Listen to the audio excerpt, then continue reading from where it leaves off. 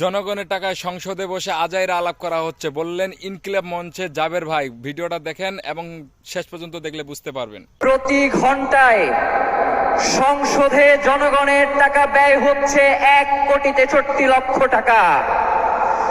জনগণের টাকায় সংসদে বসে আজাইরা আলাপ করা হচ্ছে, কিন্তু জনগণের যেই গণভোটের রায় সেটাকে মানা হচ্ছে না।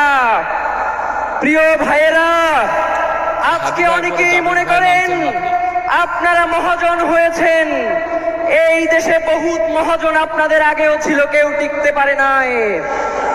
সুতরাং আপনারা যদি মনে করেন নতুন মহাজন হয়ে এই দেশের মানুষের উপরে জুলুম নির্যাতন করবেন, তাহলে আপনাদের সাবেক মহাজন যে দিল্লিতে বসে আছে তার সাথে আগেই কথা বলা, কথাবার্তা বলে কোথায় গিয়ে থাকবেন সেটা পরিষ্কার করেন।